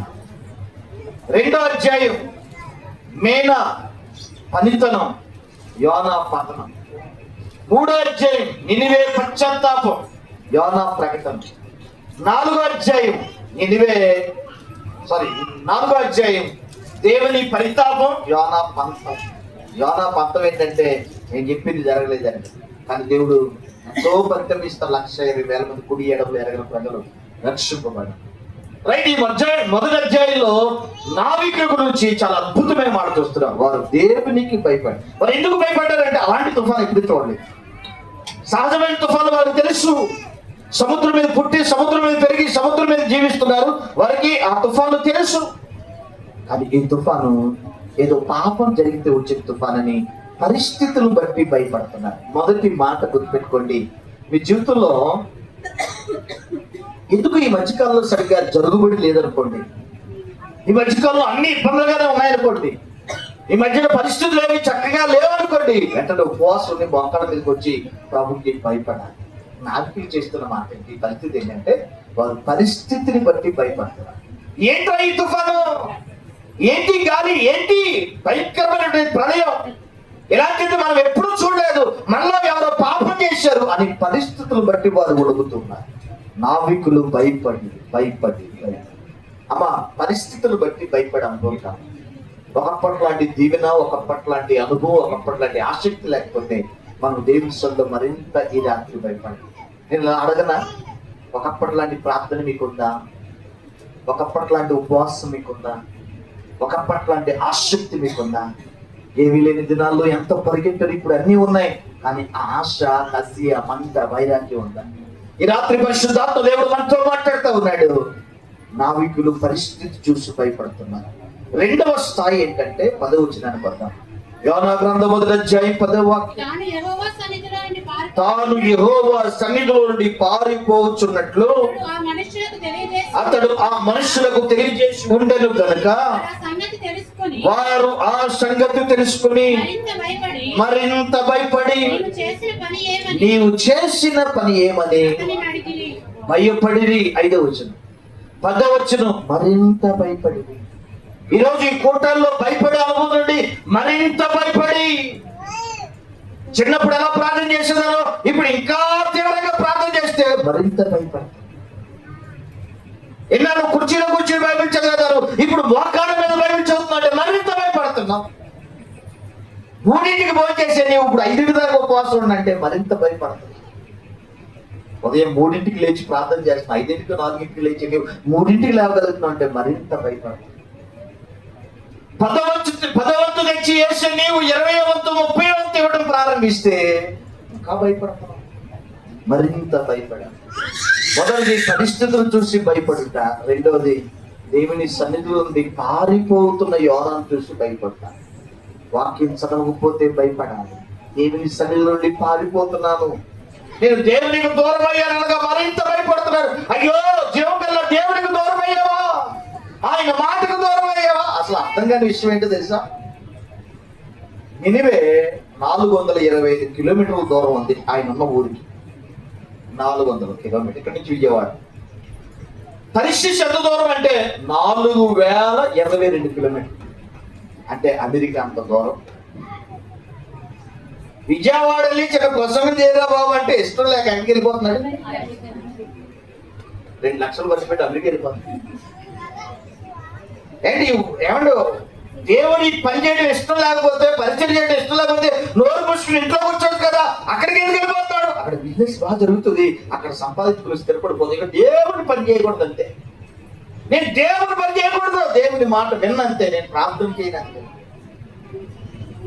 సేవ చేయకుండా తప్పించుకోవాలని పరిగెడతావు. అయితే ఈ రాత్రి ఒక మాట చెప్పనా, దేవుని ప్రణాళిక ఉన్న వారు తప్పించుకోవడానికి ఎంత ప్రయత్నం చేసినా సాధ్యం కాదు. ఆమె ఒక వ్యక్తి మీద దేవుని ప్రణాళిక ఉందనుకోండి, సముద్రం అడుక్కిళ్ళ తీసుకొని సేవ చేయించుకుంటున్నాయి. ఆమె హల్లెలూయా హల్లెలూయా. ఆయన తిప్పలు పెట్టకుండా మంచిగా ఉన్నప్పుడే సేవ చేస్తే మనకి దీవెన, ఆయనకి మహిమ. దేవుని స్తోత్రం కలగాలి. లేదు యోనాలాగా నేను కూడా అటు వెళ్ళిపోతాను ఇటు వెళ్ళిపోతాను పరిచర్యకు దూరంగా పెడితే సముద్రం అడుగు తీసుకెళ్లి మరి పరిచర్యకు ఆయన పెంచుకుంది. నావికులు 5వ వచనంలో భయపడ్డారు. 10వ వచనంలో దేవుని సన్నిధి నుండి పారిపోతున్నట్లుగా విన్న మాటలు బట్టి మరింత భయపడతారు. అమ్మా, పరిస్థితులు ఎప్పుడైనా చేజారుతున్నప్పుడు, పరిస్థితులు ఎప్పుడైనా వెల్లడిస్తున్నప్పుడు భయపడాలి. ఈ మధ్యకాలంలో మన కుటుంబంలో ప్రార్థన లేదు, ఈ మధ్యకాలంలో మన కుటుంబంలో పరిచయం లేదు, ఈ మధ్యకాలంలో మనం సరిగ్గా లేవు, టీవీ ఎక్కువైపోయింది, సెల్ ఫోన్ ఎక్కువైపోయింది, ప్రార్థన తగ్గిపోయింది, వాక్యం తగ్గిపోయింది. భయపడాలి పరిస్థితులు బట్టి. రెండవదిగా దేవుని సన్నిధికి దూరం అవ్వాలంటే మరింత భయపడాలి. దేవుని సన్నిధికి దూరం అవ్వాలంటే మరింత భయపడాలి, మరింత భయపడాలి. వాక్యం చదవకుండా ఉండడానికి, ప్రార్థన చేయకుండా ఉండడానికి, ఏమంటే దేవునికి దూరం అవడానికి మరింత భయపడాలి. ఇక 3వ విషయం 16వ వచనంలో చూద్దాం. ఇది చూడగా ఆ మనుషులు మిగుల భయపడి, మొదటి మాట భయపడి, రెండో మాట మరింత భయపడి, 3వ మాట మళ్ళా చదవడం. ఇది చూడగా ఆ మనుషులు యెహోవాకు మిగుల భయపడి ఆయనకు యోనాని పడేయడానికి మిగుల భయపడ్డారు. ఒక సేవకుడిని తాకడానికి, పరిచర్యకి వ్యతిరేకమైన పని చేయడానికి ఏమండి మనం భయపడతాం, పిక్కిలి భయపడతాం. నేను ఒక ప్రశ్న వేస్తాను. పాస్టర్ గారికి దెబ్బలాట వచ్చుకుంటాను. మందిరంలో పాస్టర్ గారు నిలబడి పాస్టర్ గారు లాగా అలాగానే 2-3 మాట్లాడారు. చెప్తే ఏమైందంటే సంఘం పాడింది. సంఘం ఏమైంది? కొంచెం పాడింది. దేవుని బిడ్డలారా జాగ్రత్తగా ఆలోచన చేయండి. ఇప్పుడు ఏది నష్టపోయిందంటే దేవుని సంఘం నష్టపోయింది. అవునా కాదు? కొన్నిసార్లు మనం జాగ్రత్తగా ఉండాలి. దేవునికి విరోధంగా మాట్లాడడానికి, దేవుని పరిచర్యకి విరోధంగా మాట్లాడడానికి ఓ జాగ్రత్తగా. అమ్మా అయ్యా, దేవుని సేవ చాలా శ్రేష్టం, అన్నిటికంటే ఉన్నతమైంది అంటూ ఉంటే అది దేవుని సేవే. ఆ సేవలో ఆకలితో చచ్చిపోయిన పర్లేదు, వస్త్రంతో చచ్చిపోలేదు, ఒక సేవకుడిగా చచ్చిపోతే చాలు, పరలోకంలో గొల్లు అయిపోతుంది. ఆమె సంకమా మిగిలిన భయపడుతుంది. ఎవరిలో? నావికులండి, అన్యులు. ఈ యొక్క మొదటి అధ్యాయం చదివితే బయటోడుకు భయం ఎక్కువ, క్రైస్తవుడికి భయం తక్కువ అనిపిస్తారు. ఆలోచన చేస్తే దేవుని పిల్లలు ఎంత భయపడతారో, అన్యులు భయపడతారు. 5వ వచనంలో భయపడ్డారు, 10వ వచనంలో మిగులు భయపడ్డారు, 17వ వచనంలో 16వ వచనంలో మిక్కిలి భయపడుతున్నారు. 11వ వచనం ఒకసారి చదువు. 11వ వచనం ఈ వచనం దగ్గర నేను ఆగుతాను. నీవు చేసిన పని ఏమని అడిగిరి. అప్పుడు వారు సముద్రం పొంగుచున్నది, తుఫాను అధికమవుచున్నది. ఇంకొంచెం పైకి, నేను నా వలన ఈ తుఫాను వచ్చింది అక్కడికి. ఎన్నో వచ్చిన తల్లి, ఎన్నో వచ్చిన 10వ వచనం. తాను యెహోవా సన్నిధిలో నుండి పారిపోవుచున్నట్లు అతడు ఆ మనుషులకు తెలియజేసినందున మరింత భయపడి నీవు చేసిన పని ఏమని అతను నన్ను బట్టే ఈ భయంకర. ఎన్నో వచ్చిన 12వ వచనం ఒకసారి. నన్ను బట్టియే ఈ గొప్ప తుఫాను. నేను ఏమని ముగించబోతున్నానంటే, దేవునికి భయపడకపోతే నువ్వు ఎక్కడున్న సమస్య. వాడలో ఉన్నాడు, వాడోడికి సమస్య. ఇప్పుడు చేపలో ఉన్నాడు, చేపకి సమస్య. చేపకి సమస్య ఏంటి? అరగం ఏదైనా లోపం అనుకోండి, ఎప్పుడు చెద్ద లేదు, కడుపు నొప్పి వస్తుందా? 3 రోజులు కడుపు నొప్పి, తినడానికి లేదు, కక్కడానికి లేదు. అమ్మా, దేవునికి భయపడినాడు, ఇంట్లో ఉన్నా, వ్యాపారంలో ఉన్న, ఉద్యోగంలో ఉన్నా, ఆ వ్యాపారం నష్టమైపోతుంది, ఆ ఉద్యోగం నష్టమైపోతుంది. ఎక్కడున్న సమస్య. యానో వాడెక్కాడు, సరుకులు వాడేయాల్సి వచ్చింది. యానో వాడెక్కాడు, సముద్రం చచ్చిపోతాడు భయం. వాడు చీటీలు వేస్తే ఎవరి పేరు వచ్చింది? యానా పేరు వస్తే ఏమన్నా యానా సిగ్గుపడిపోయి నా పేరు వచ్చిందా? నేను అంత మార్పున్నాను. పశ్చాత్తపడతాడు. ఏం చెప్తాడు? నేను ఎవరినో తెలుసా? సర్వోన్నతులకు దేవుని సేవకుడి. ఓ భయపడేవాడు నువ్వు. యెహోవా యందు భయభక్తులు గలవాడిని నేను, రెవరెండ్ 30 అని చెప్తుంటారు చాలా మంది. అలా ఎవరు చెప్తున్నాడు? నేను అదండి ఇదండి అంటున్నాడు, కానీ మనకి పశ్చాత్తాపం లేదు. నన్ను బట్టి. అమ్మా, దేవునికి భయపడిన వారు ఏ కుటుంబంలో ఉంటారు, ఆ కుటుంబం అని తెలియదు. దేవునికి భయపడిన వారు ఏ సంఘంలో ఉంటారు, ఆ సంఘం అని తెలియదు. నేను ఒక మంచి విషయం జ్ఞాపకం చేస్తున్నాను. ఒక ఆయన వాడలో ఉన్నాడు. ఈ యోనా వాడలో ఉండటం వల్ల తుఫాను నుంచి నన్ను బట్టి తుఫాను, నన్ను బట్టే మీకు ఈ సమస్య. ఇంకో ఆయన వాడలో ఉన్నాడు. ఆయన ఏమంటాడో తెలుసా? నన్ను బట్టి మీరు బ్రతుకుతారు. స్తోత్రంగా. ఆయన ఎవరో తెలుసా? పౌలు ఏమంటాడో తెలుసా? అన్నలారా, అయ్యలారా, మీ ప్రాణానికి ఏం కాదు. గత రాత్రి దేవుని దూత నాతో మాట్లాడాడు. దేవునికి విధేయతైన వాడు, భయపడేవాడు ఉంటే కావాల్సిన వాడు బ్రతుకుతారు. దేవునికి భయపడని వాడు ఉంటే పక్కాల్సిన వాడు కూడా చచ్చే పరిస్థితి. ఈ రాత్రి ముగింపులో పరిశుద్ధాత్మ దేవుడు జ్ఞాపకం చేస్తున్నాడు. యోనాను బట్టి తుఫాను, పౌలును బట్టి కాపుదల. ఆమె నిన్ను బట్టి లోకం ఆశీర్వదింపడాలి, నిన్ను బట్టి సంఘం దీవింపడాలి, నిన్ను బట్టి నీ కుటుంబం ఆశీర్వదింపబడాలి. యాకోబును బట్టి లాబాను కుటుంబాన్ని దేవుడు ఆశీర్వదించాడు. శకును చూస్తే దురాత్మ కూడా చెప్తుంది, నీ ఆశీర్వాదం ఎవరి వల్ల వచ్చింది తెలుసా? ఇస్సాకును బట్టి, యోసేపును బట్టి, పోతీఫరు అంటే పరిశీలన చేయగా వీళ్ళంతా ఆశీర్వదింపడానికి కారణం ఏంటంటే యోసేపు. అయ్యా, దేవునికి భయపడేవారు ఎక్కడున్నా వారిని బట్టి దీవెన, వారిని బట్టి ఆశీర్వాదం, వారిని బట్టి గొప్ప కాపుదల. దేవునికి భయపడి రోగులో సాక్షి చెప్పడానికి వెళ్తున్న పౌలు ద్వారా గొప్ప విడుదల కలుగుతుంది, గొప్ప విమోచన కలుగుతుంది. వీళ్ళు ఎవరిని తీసారో ఒకసారి మాట. ఆ ఎలారా అపోస్తుల కార్యం 27వ అధ్యాయం 23వ లేదా 27 నుంచి చూద్దాం. 27 ఇప్పుడు ఆయన నువ్వు ధైర్యం తెచ్చుకున్నాడని మిమ్మల్ని వేడుకొనుచున్నాను. ఎవని ప్రాణమునకైనను వాడకే గాని మీ ప్రాణానికే గాని నా ప్రాణం అంటూ నేను ఎవని వానిలో ఎవరిని సేవించుచున్నాను ఆ దేవుని దూత ఆ దేవుని దూత గడిచిన రాత్రి గడిచిన రాత్రి నా యొద్ద నిలిచి నా యొద్ద నిలిచి పౌలా సౌలా భయపడుతున్నాడు. చాలా వాడికే గాని మీ ప్రాణానికే గాని హాని కలగదు. ఎందుకంటే నన్ను బట్టి అమ్మా, నిన్ను బట్టి ట్రైన్లో ఉన్న వాళ్ళందరూ దీవిపడాలి, నిన్ను బట్టి బస్సులో ఉన్న వాళ్ళందరూ దీవిపడాలి, నిన్ను బట్టి నీ వీధిలో వాళ్ళందరూ దీవిపడాలి. అనేకులకు దీవెనకరంగా ఉంటావా, అనేకులకి ఆటంకకరంగా ఉంటావా? ప్రార్థన చేసుకుందాం. అందరూ మోకాళ్ళు చెప్పండి. ప్రభా, సంఘము క్షేమాభివృద్ధి పొందాలంటే దేవుని భయం కావాలి. మాకు దేవుని భయం తెచ్చి ఎవరికి వారు నోరు తెరిచి నెమ్మదిగా ప్రార్థన చేద్దామా? ఆయన దేవుని భయం, పరిస్థితులను బట్టి భయపడతాము. పారిపోవటం, దేవుని సన్నిధికి దూరం అవడానికి భయపడాలి.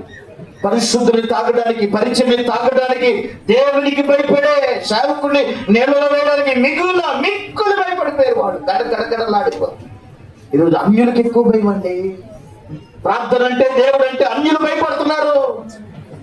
పనులు పెట్టుకుని దేవునికి దూరం అయిపోతున్నాం. సోదరి స్నేహితులు అందరూ ప్రార్థన చేయాలి. ప్రభా, నాకు దేవుని భయం తెచ్చేయండి, నాకు దేవుని భయం తెచ్చేయండి అయ్యా, నాకు దేవుని భయం తెచ్చేయండి, నాకు దేవుని భయం తెచ్చేయండి. దేవుని భయమే మనకి పవిత్రము, దేవుని భయమే మనకి జ్ఞానము, దేవుని భయమే మనకి సాక్ష్యము, దేవుని భయమే మనకి ఐశ్వర్యం. ఈ 4 ఆశీర్వాదాలు మనం చూడాలండి. ఒరియాలో చాలా అద్భుతంగా రాయబడింది. ఈశ్వరుకుంటారో భయం బండారు అని రాయబడింది. యెహో యందు భయం ధనాగారం అని రాయబడింది. దేవుని యందు భయభక్తులు కలిగి ఉండటం గొప్ప ఐశ్వర్యం. ఎంతో ఇబ్బంది పడుతున్నాం కదా, ఆర్థికంగా నలిగిపోతున్నావు కదా. ఈ క్షేమాభివృద్ధి కొట్టల ద్వారా దేవుడు నేను దీవించాలని ఆశపడుతున్నాను. నీవు సింహాసనం మీదకి రావాలని శిలువ మీదకి వచ్చాడు. నీవు ధనవంతులు కావాలని దరిద్రుడు అయ్యాడు. నీకు క్షేమం కొరకు ఆయన ప్రాణాన్ని పెట్టాడు. ఒక్క నిమిషం ఎవరికి వాడు, ప్రభా ఈ కూటాల్లో నాతో మాట్లాడావు, ప్రభా. గడిచిన దినాల్లో మంగళవారం నీ దాసుల ద్వారా మాట్లాడావు. ఇదిగో ఈ రోజు నువ్వు ప్రత్యేకంగా మాతో మాట్లాడుతున్నావు. క్షేమాభివృద్ధి కలగడానికి మేము దేవుని భయం కలిగి ఉండాలి. దేవుని భయం.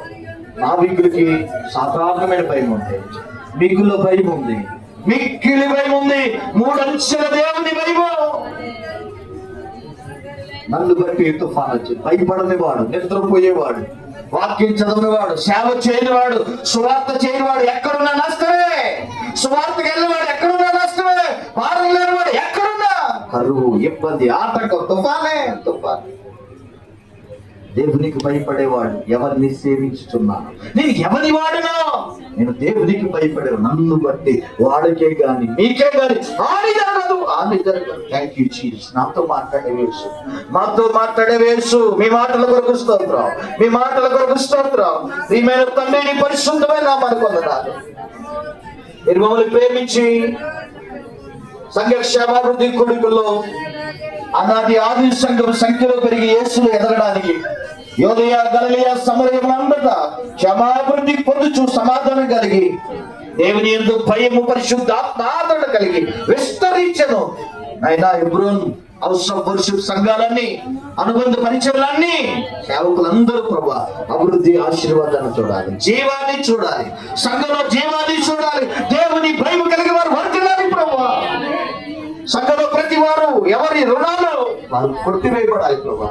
అనారోగ్యంగా వారు స్వస్థత పరచబడాలి, అభివృద్ధిని చూడాలి. ఇది మొదలుకొని ఆశీర్వదింపబడాలి. ఈ బలమైన కార్యం చేయాలి. మీరు మాకు ఇచ్చిన ఉపదేశం పెట్టాం 3 అంతల ఆ భయం, మిగిలిన భయం, పరిస్థితులు బట్టి భయపడటం మాకు నేర్పించాడు. ఈ మధ్య నేను చల్లారిపోతున్నాను, బైబిల్కు దూరం అయిపోతున్నాను, వాక్యానికి దూరం అయిపోతున్నాను, మిషనరీ పుస్తకాలు చదివి ఎన్నాళ్ళైంది, వ్యక్తిగత పోస్టు ఎన్నాళ్ళైంది, ఒకప్పుడు మంట వైరాగ్యం నాకు లేదే అని భయపడే స్థితి. రెండవదిగా, నీ సన్నిధికి దూరం అవ్వాలంటే, వాక్యానికి దూరం అవ్వాలంటే, సహవాసానికి దూరం అవ్వాలంటే భయపడాలి. దయచేసి సేవకుడిని పడేయాలంటే, సంఘానికి వ్యతిరేకంగా మాట్లాడాలంటే భయము. ప్రియమైన తండ్రి, నీ పరిశుద్ధమైన నామానికి వందనాలు. మీకు స్తోత్రాలు, స్తుతులు, వందనాలు చెల్లిస్తున్నాం. మీరు మాకు ఇచ్చిన ఈ శ్రేష్టమైన మాటలు బట్టి వందనాలు. ఈ మాటలు వారికి గుర్తున్నట్లుగా అయినా స్థిరమైన మేకు నాటినట్టు వారు హృదయంలో నాటండి. వారు పరిచయం చేసుకుంటూ పనులు చేసుకుంటున్నప్పుడు ఈ మాటలు మరలా గుర్తొచ్చినట్లుగా జీవింప చేయండి. నీరు కట్టి ఫలింపచేయండి. ఈ దాసును బట్టి, అమ్మగారిని బట్టి, వారి ఆరోగ్యం కొరకు ప్రార్థన చేస్తున్నారు. మంచి ఆరోగ్యం దయచేయండి. ముగ్గురు బిడ్డల్ని, ఇద్దరు కుటుంబాల బిడ్డల కుటుంబాన్ని మీరు దీవించండి. చిన్నబాబును కూడా స్థిరపరిచి ఒక కుటుంబంగా కట్టండి. గొప్ప అద్భుతాలు చేయండి నాయన. ఇక్కడ ఉన్న దైవజనులు అందరూ బట్టి, ఇక్కడ ఉన్నటువంటి నాయన సంఘ సభ్యులందరినీ ప్రభావ పేరు పేరు దీవించండి. మీ కృపతో వెలుగుతుంది. సంఘ క్షేమాభివృద్ధి నుండి గొప్ప మహిమను చుట్టూ సహాయం చేసి మహిమ పొందమని నజరేయుడైన యేసు నామములో వేడుకుంటున్నాము తండ్రి. తండ్రి అయిన దేవుని ప్రేమ, ప్రభువైన యేసు క్రీస్తు వారి కృప, పరిశుద్ధాత్మ కన్య సహవాసం సదా మనకు తోడును గాక. ఆమేన్.